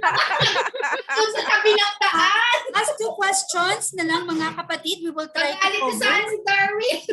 Sir Darwin, Okay dalawa na lang, boss. lang. Mukhang malilate na si Okay. Sir Darwin sa lakad niya. Oo, baka May wala. magla-lunch dapat ako sa Tagaytay eh. Mukhang mag-dinner na lang ako. Sir, dinner na lang yun. Sir, baka gusto nyo na nandito ni Ma'am Rose, tsaka ni Ma'am Janet, tsaka ni Ma'am Daisy, at kami nasa Cavite. I try po naman Sir Darwin and Miss Hindi Daisy tayo to invited. cover as much question as possible into one go. Yes. Pwede Siguro naman ano, kasi i-schedule nyo uli. Alam nyo ba, di na makakuli sa akin si Darwin. Maawa naman kayo. Papahuli ng pulis yan nasa gilid. Okay lang, boss. Okay. Ano tayo Okay. ha? Ninanakawan Opo. natin siya ng weekend time. wala na siyang personal life. Sorry, Oo. Sir Darwin. No, Thank no, you, no, Sir it's okay. It's Darwin. all for the community. And you have to understand this. We're being inspired right now by Miss Daisy because she's also giving her time to the community. And we're just inspiring each other and helping the community. So it's not really a big thing for me. Every opportunity to help is something that I look forward to. Kasi ganyan po ang mga bosses ko, kaganyan po si Miss Daisy sa amin. Thank you, Sir Darwin. Okay. Meron pa pong question. Possible po ba daw na more than 1 month yung rendered ng employee since may verbal agreement between employee and employer dahil sa area of assignment plus the training na paid by employer? Thank you Ano po. kaya itong more than one? Oo. Hindi namin Oo, naiintindihan Medyo yung malabo yung resignation. tanong na, no? Oo. think Medyo malabo yung tanong. Malabo po yung rendered. Anong rendered? Rendered ng resignation? Resignation. Resignation. Yeah. Resignation, ma'am. Resignation. Resignation po. Actually po, depende yun sa ano, no? This is what I would actually, okay lang, Dar, sagutin ko. Pagdating Yes, kasi po. sa resignation, nakalagay doon, di ba, at least 30 days. Di ba? At least. Tingnan niyo po yung batas. Nakalagay doon at least. Now, we have to use judgment also in terms of this. Halimbawa, yung circumstance na yung trabaho ng tao does not require turnover ng 30 days. Yeah. Ba't kailangan mo naman pahirapan yung tao, 'di ba? If the job is easily replaceable, if the job does not require 30 days transition, kasi normally yung 30 days is to give into transition. 'Di ba? Na may kapalit na or para make sure na hindi mapila yung kumpanya because of the indispensable function na ginagawa ng tao. But not all functions, though vital to the business, is requiring 30 days, di ba? Pero kung gusto mo sundin yung batas, then 30 days. Kaya nga pag binasa nyo yung batas na yon, nakalagay pa dun susunod, di ba? Nagiging contract na siya kasi after, kung more or less than 30 days, it's now no longer subjected to the labor law, it's now subjected to what you call a contract. Now, there are some functions that will entail 2 months, 3 months, kasi sobrang taas nung trabahong ginagawa niya. Now, this is my advice. There's no clear-cut rule about it. There's a minimum requirement, there's not a maximum. Ako, when somebody usually seek my advice, I would always want to have a win-win, reasonable solution.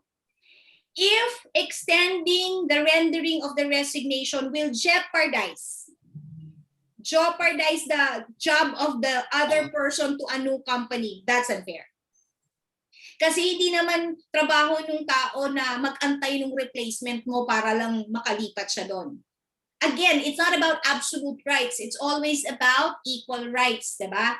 Pero kung hindi naman siya magiging sobrang directly impactful sa tao and the person agrees, wala din naman pumipigil.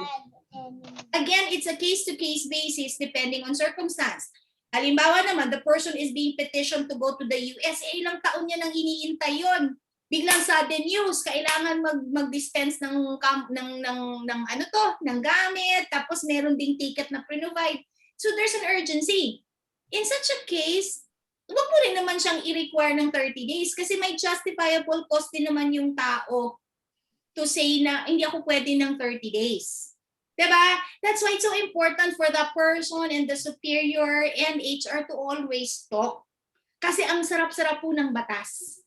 Marami kang pwedeng gamitin in terms of what now applies. Is it more a labor law or now a contract?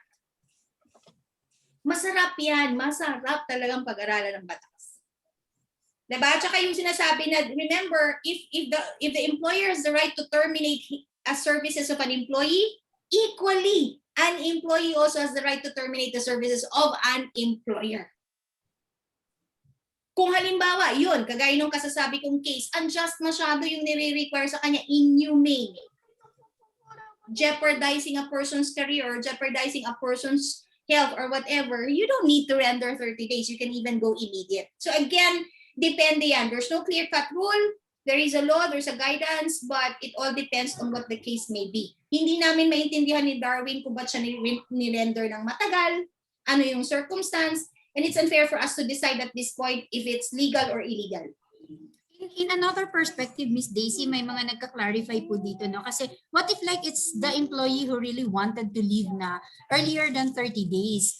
Lilinawin lang po natin, yung 30 days po kasi is a requirement ng employer yon, ano? So ang tanong po dito ng isa, paano mag-i-start na siya sa bago niyang kumpanya? So ayaw niya nang mag-render ng 30 days, pero nire-require siya ng company. What will happen? And una-una, sige Darwin, ayaw kaya ni Darwin yan. Boss, before in relations lang doon sa unang tanong saka dito sa second question. That's the reason why nung nagsa-start ako sa HR, natutunan ko to sa mga bosses ko and like Boss Daisy na kailangan ang employment contract nyo at ang employee handbook nyo is malinaw. Dapat meron na kagad provision sa employment contract nyo regarding resignation. Para hindi pwedeng sabihin ng employee na na hindi niya alam na na kailangan niya required siya ng 30-day notice period, 'di ba? Na kailangan niya mag-render ng 30 days. That's why it's always recommended na doon sa employment contract pa lang maglagay na kayo ng provision about resignations, ano yung dapat gawin, ano yung process para malinaw sa employee. Now, kung si employee mismo yung nagsasabi na na meron na siyang lilipatan, nire-require siya nung kabilang kumpanya na kailangan niya mag-start.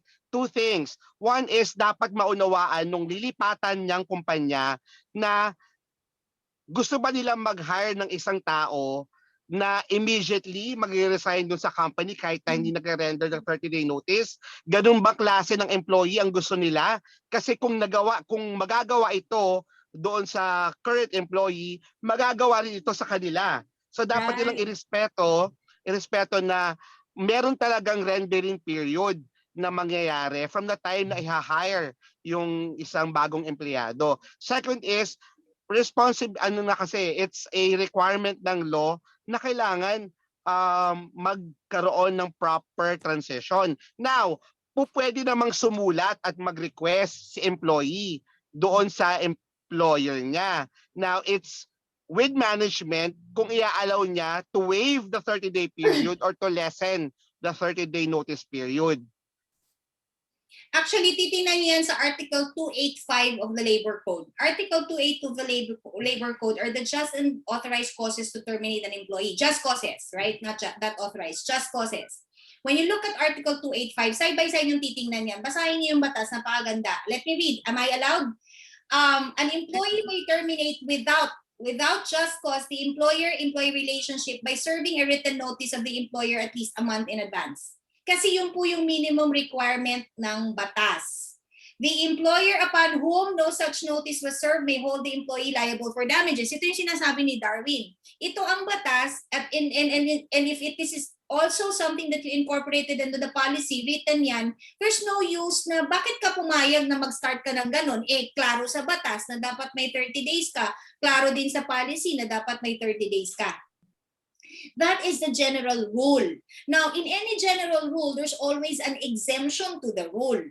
Yun yung sinasabi namin ni Darwin. Whether it's less than 30 days or more than 30 days is subject now to an exemption of the law of the general rule, which will now have to be initiated by the person asking for it. Diba? Now, what are the situations ng kung ganun na mangyayari, then it is now beyond the law. This is now another law that covers it. This now becomes a contractual agreement. Kasi meron na kayong pinag-usapan, 45 days, ay hindi, 15 days, okay lang. If upon whom, whether that be that contract or whether that be the minimum 30 days, if you breach that agreement, whether that be the 30 days or the new timeline that you both agreed on, please be warned that there is corresponding damage. And the damage is pwede kang kasuhan ng employer mo. Why? The employer upon whom no such notice was served may hold the employee liable for damages. Now, if you read further below, these naman are circumstances that will no longer require an employee to render 30 days kasi may ginawa yung employer na cause para umalis ka. Ganon pong magbasa ng batas. A is without, B is with cause. So take note nyo po yung Article 285. Article 285. All right. So we are on overtime already, actually. And as much as we would wanted to cover all the questions that are posted both on our chat group and on our FB Live, but it was indeed a very fruitful day for all of us.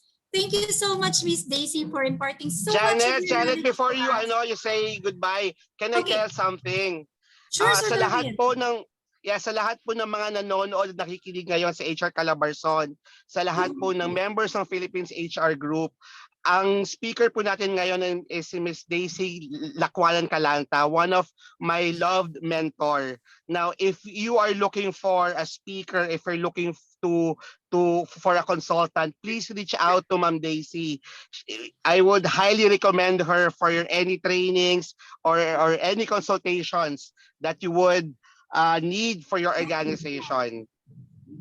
Maala ko na ni Darwin. Agree. Grabe, nag-plug agad si Sir Darwin, no? Actually, Sir Darwin, maraming nakakita, no, nung ang galing talaga nung pagkakapackage ni Miss Daisy dito. It really made us like understand. And in fact, ako kahit ako sa sarili ko, Miss Daisy, I would really wanted to have like a quiet time with you to discuss all of these things. Pero ma'am, kaya alam na natin ngayon kung bakit ganun kagaling si Sir Darwin. Oo, magaling. Yung mentor niya ay napakagaling, di ba? Right. Nalampasan na ako niyan. Mabait lang yan. Mama, quote ko lang, ito yung bad sa work from home. Nakikita niyo siguro ang ating main host, ang one of the board of directors. Meron siyang assistant. Kanina pa lumalabas. Hinahalikan na lang ako, hinihila na lang ako. All right. Darwin, I love you. Thank you for joining the Thank you, boss. Thank you po. Sir Thank you Darwin, po. maraming And more power, salamat. boss, to your advocacy. Always praying for you. Amen. God bless. O magtatayo na ako ng center. Pag meron na, doon na kayo pumunta, mga PH. Yes, ma'am. Sir Yay! Darwin, maraming talaga salamat ng ulit. Yeah, napakalaki Thank you, ng Sir mga participants Darwin. natin this afternoon kasi nakita nila on two-way perspective yung lahat ng mga pinag-uusapan natin ngayon. At talaga namang dalawang magagaling na speakers natin ang nagbigay Yes. ng buong oras at panahon sa atin. So it's really one of the kind of Saturday that we all wanted to, to go over with over and over. Every Saturday sana lagi tayong may ganito kagagaling na mga mentor and mentee. Thank you so much for the time with us po. Janet, just to mention, I will and will always be an HR practitioner. That's already in my blood. No? So a lot of people think na, well, alam ni Darwin yan. But yes, I already established an NGO, a Christian NGO, become full-time in ministry, but it will never stop me from doing what I do best. There are two things I'm passionate about. First is Jesus. That's something that I'm so glad that I'm able to do. And number two is HR. So yung center, Jesus Health Center, I'm trying to actually put up, it's going to be a school and a center, an event center. And once that's put up, there's a studio there, we can all use, and welcome ang PHRG to actually use it. HR Calabarzon, just pray for it. It's a 10 million project, no, that I'm asking God to actually provide for. If there's a vision, God's providing for it. Kaya God will ganyan provide for it, boss. O, di ba? Kaya ganyan kamahal ni Darwin. Nakakatawa nga di ba? When I was an HR executive, God never gave me such a big task, no? But now that, I'm doing ministry and consultancy, He's giving me that because I would know that it's such impossible task without God in it, it's not gonna be succeeding. Importante po yung may mga community ganito, di ba? Kasi tingnan nyo yan, pag menti ko, gumagaling kaysa sa akin, that's a feather in your cap. That's something you should be proud of. If you're an HR practitioner, don't hold back teaching. Kasi Amen. your award is not being given trophy every year. Your award is looking at people that becomes more successful than you are. That is your goal.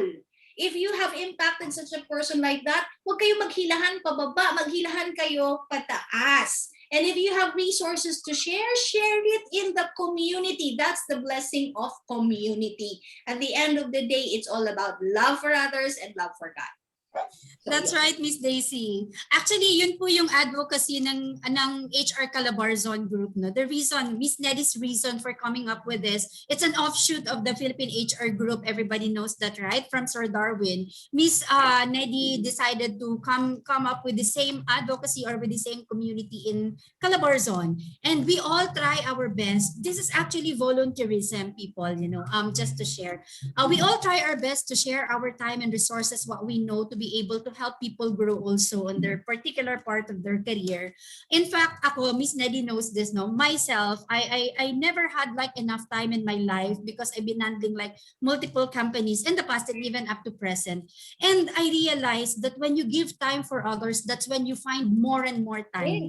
Dati lagi akong walang oras, honestly. And nung nagkaroon ako ng, every Saturday, kaya ko palang mag-volunteer sa community to be able to help young people, who started like us also, to also grow. And to tell you, meron pa akong Sunday time with God. Nagsiserve pa ako sa church. So when you give out all your time to other people, that's when you get more and more time for yourself also. Janet, I think let's give Miss Daisy a chance. Paano ba siya mako-contact ng ating mga viewers and listeners? How can they reach out to Miss Daisy if they want training, leadership training, HR training, and values formation? Actually, yun ay tatanong ko, Sir Darwin, for all the participants to know. Mag-a-ask pa naman ako ng permission kay Miss Daisy kung pwede bang makuha. Reach out daw kay Sir Darwin sa kay Miss Neddy, sabi ni Ma'am Daisy. Ay, kay Sir Darwin sa kay Miss Neddy, as per Ma'am Daisy.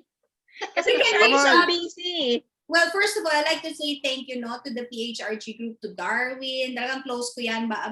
Nung bata pa yan. In fact, disclaimer, kahit nanginginig-nginig yan sa akin, hindi ako kasing bait ngayon. Noon, salbahe ako.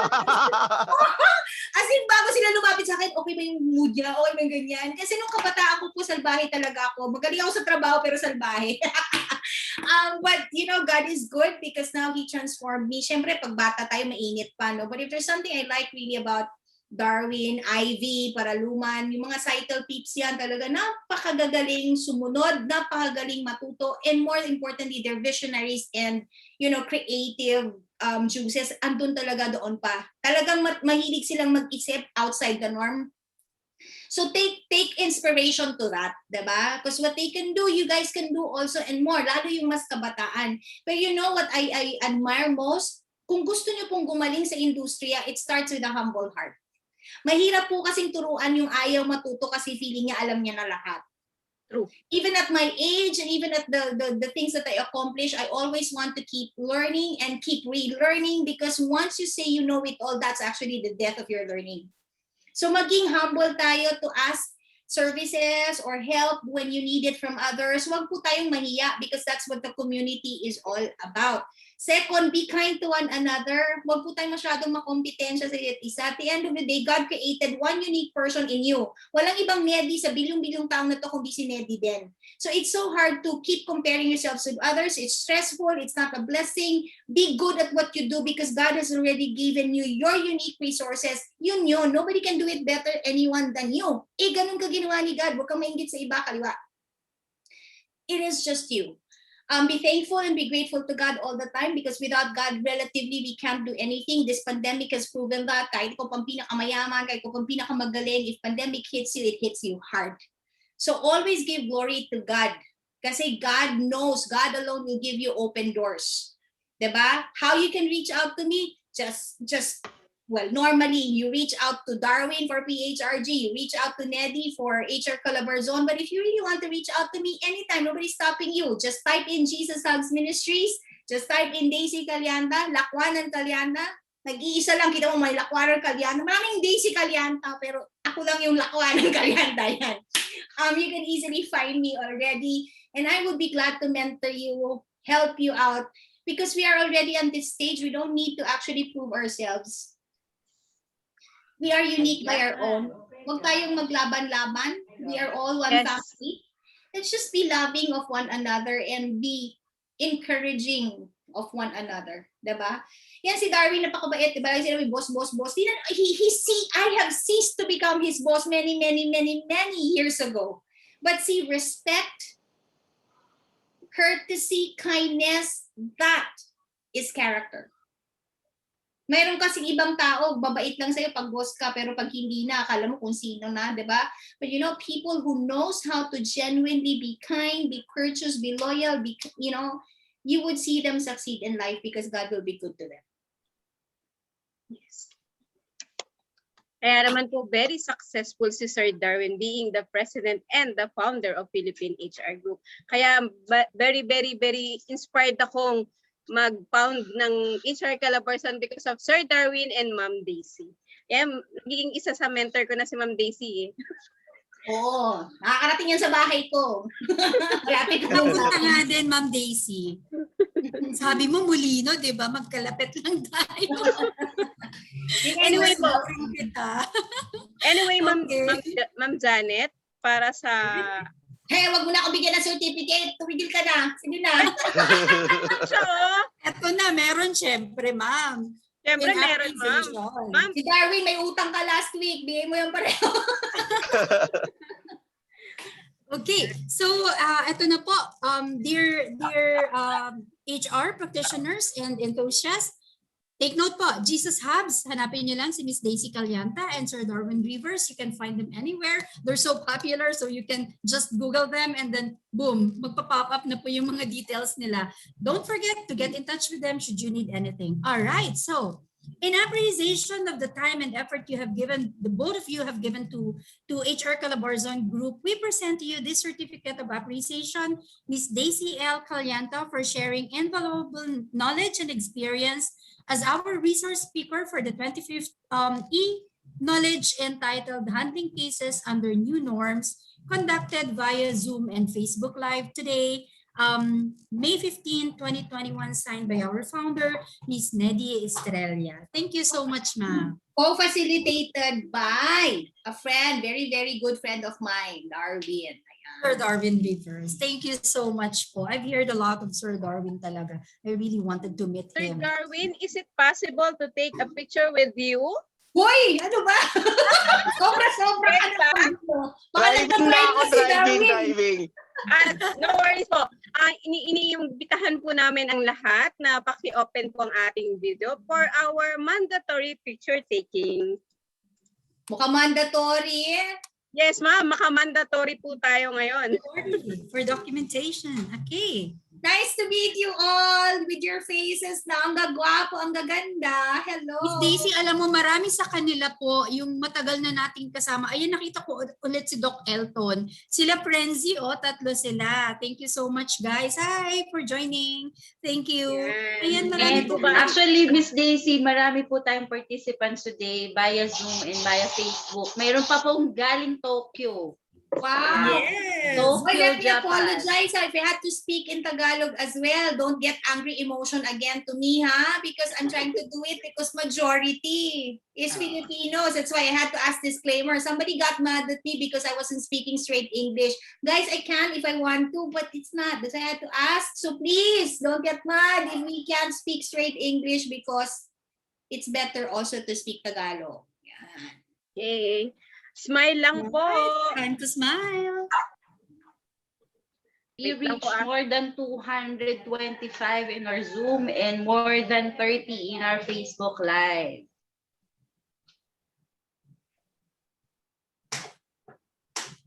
More blessings and success to PHRG and HR Calabarzon. Di magsabi ka naman kung 1, 2, 3, ilang panel ba yan? Ma'am, second panel pa lang po. Wait lang po kasi yung mga anak ko kasi nakikisali, ma'am eh. Naririnig dyan. Second slide po. Smile. So thank you na Sir Darwin, kay Ma'am Daisy. Actually, back-to-back na kay Sir Darwin ngayon, no? Tapos si Ma'am Daisy. Ayan, yung mga additional. Most of the participants is giving an insight that this is very, very informative. They really appreciate the actually yung discussion ni Ma'am Daisy, tapos siya pa rin mismo may question, tapos may answer, tapos may Q&A pa from the participants. They're very, very happy for this very informative session. May ano pa nga nagsabi, sana ma-cover lahat. Pero as much as we wanted, we only have limited time. So just reach out to them directly po if you have further questions, or if you need consultations, please see Miss Daisy Calianta and Sir Darwin Rivers po. Or also, you can ask questions to HR Calabarzon page po. Yes. At dahil po, syempre, ngayong hapon na to, lahat tayo ay natuto. Hindi lang po from Cavite, Laguna, Batangas, Rizal, and Quezon. Meron tayong Baguio, meron tayong Ilocos Sur, meron tayong, may nabasa pa ako kanina, Camsur, merong Bicol, Guimaras. may Guimaras, may Tokyo. Talaga nagulat ako dun sa Tokyo. Ay, Jensan. Ayan, Jensan, yes. The one who is chatting from Tokyo is also a Filipina, I think. Nabasa ko naman siya kanina. So I know, naintindihan naman niya tayo. Ngayong hapon pa, sobrang saya namin with Ma'am Daisy. Ma'am Daisy, hindi ko na talaga alam kung saan ko ibibigay o saan ko sasabihin ang maraming thank you. We have you always here at HR Calabarzon, hindi lang po pang personal, pang learning, at syempre, in heart. Jesus, diba? To God be the glory. It's always a pleasure. Anytime, hindi ako makahindi. Kung hindi makahindi si Darwin, hindi rin makahindi sa PHRG and kay Debbie. So again, thank you all over the Philippines and other countries for actually inviting me over. It's always a pleasure to be part and impart. Yan. Ma'am Janet, before we end this session, we would like to thank for our sponsor.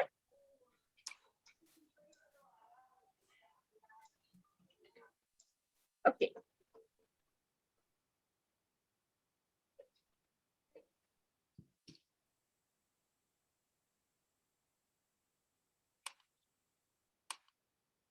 Ma'am Janet?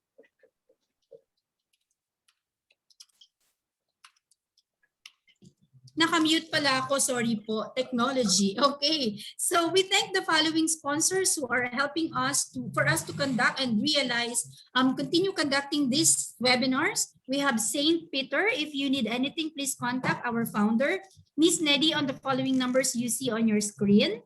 We also have Caparal Appliances. How do I go to the next slide? Okay. Caparal Appliances have several branches in Cavite from Silang, Salitran, Langkaan, General Trias, Paliparan, Kadiwa, and Alfonso. You may contact our director, board of director, Miss Jorina Caparal. And we also have Grupo Vino Inc. Medical Supplies. You can contact Miss Rose Hoya for this. And then we also have, of course, Where I Belong, Bricks Power Incorporated, where we do consultancy.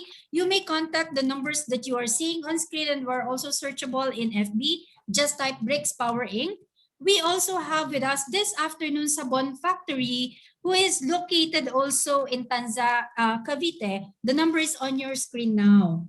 Also joining us to sponsor Jurina's Home Depot with the Facebook, www.facebook Jurina Home Depot. Kindly search them. We also have our sponsor, Confite Corner, where all of your fashion boutique are available. You can contact on the numbers on your screen. And of course, one of the board of director, Miss Jolina Pamatmat, who is actually running Soul Sidekick. You may contact her at soulsidekick.coach@gmail.com. Thank you so much to all the sponsors who are always supporting us all throughout these webinar sessions. And of course, to our regular attendees, maraming salamat po. This will not be possible without your attendance. Thank you so much. Keep learning and enjoy with us. Thank you, Miss Daisy. Thank you, Sir Darwin. Thank you po sa lahat. Opo, lahat po ang atin pong attendance ay nasa chat box. We are giving the attendance form sa lahat po ng umattend through Zoom. Maraming po salamat. See you ulit Those next who are week. asking po of the materials, kindly just replay po the Facebook Live. It will be available for the next few days. So replay it na lang po and capture as much as you can. Yes. Good Have a afternoon good po. day. Maraming Good afternoon. salamat. Bye po. Thank you. Bye-bye. Thank you, Miss Daisy. I'm gonna chat you. Darwin. Thank you. Keep safe po.